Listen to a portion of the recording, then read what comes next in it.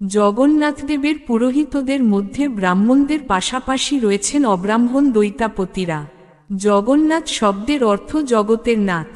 হিন্দুদের অসংখ্য দেবদেবী, কিন্তু তার মধ্যে প্রধান হিন্দু দেবতা হলেন ব্রহ্মা, বিষ্ণু ও মহেশ্বর। তার মধ্যে বিষ্ণু এবং মহেশ্বরকেই জগতের নাথ বলেন হিন্দুরা। আর সেই কারণেই প্রশ্ন জাগে যে জগন্নাথ আসলে কে, তিনি বিষ্ণু না মহেশ্বর? হিন্দু শাস্ত্রের মধ্যে প্রথমেই নাম আসে বেদের। বেদে জগন্নাথের কোনো উল্লেখ নেই।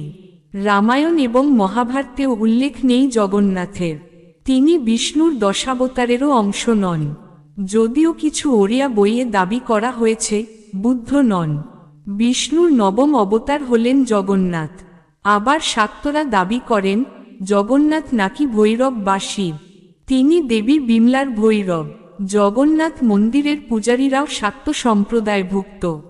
জগন্নাথ মন্দির চত্বরে দক্ষিণ পশ্চিম কোণে রয়েছে দেবী বিমলার মন্দির। এখানে দেবী সতীর নাভি পড়েছিল বলে মনে করা হয়। সেই পীঠের দেবীর নাম বিমলা। এখানে জগন্নাথকে নিবেদন করা উচ্ছিষ্টি বিমলা দেবীকে নিবেদন করা হয়। তারপরই ভোগ পায় মহাপ্রসাদের মর্যাদা। বিমলা মন্দিরে আশ্বিন মাসে 15 দিন ধরে দুর্গা পুজো হয়। মহিষাসুরমর্দিনী রূপে পুজো করা হয় দেবীকে। বাকি হিন্দু দেবতার মতো জগন্নাথ মাটির মূর্তি নন। দেখতেও অন্যান্য হিন্দু দেবতার সঙ্গে তার মিল নেই। তিনি কাঠের মূর্তি, যা দেখে গবেষকদের একাংশের দাবি জগন্নাথ আসলে আদিবাসী দেবতা। ওড়িশার আদিবাসী শবররা ছিল বৃক্ষ উপাসক।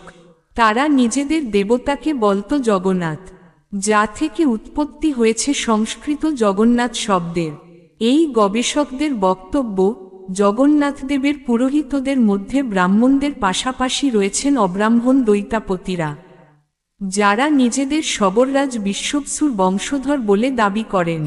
এই বিশ্ববসুই প্রথমে জগন্নাথের পুজো করতেন, যা থেকে প্রমাণিত হয় যে জগন্নাথ আসলে আদিবাসী দেবতা। আবার জগন্নাথদেবের পুরোহিতরা প্রতি বছর ভাদ্র মাসে তাকে বিষ্ণুর বামন অবতারের বেশে পুজো করেন। বার্ষিক রথযাত্রার সময়ও তাকে বামন রূপে পুজো করা হয়, বলা হয় দধি বামন।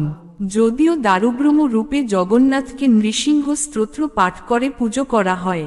শ্রীচৈতন্যদেব আবার জগন্নাথের মধ্যে শ্রীকৃষ্ণকে খুঁজে পেয়েছিলেন। সেই হিসেবে জগন্নাথ যে আসলে কি এবং কি নন তা নিয়ে বিস্তর মতভেদ আছে। ভক্তরা সেই জন্য কোনো যুক্তিতর্কের মধ্যে না ঢুকে জগন্নাথকে সর্বশক্তির আধার হিসেবেই ভাবতে ভালোবাসেন।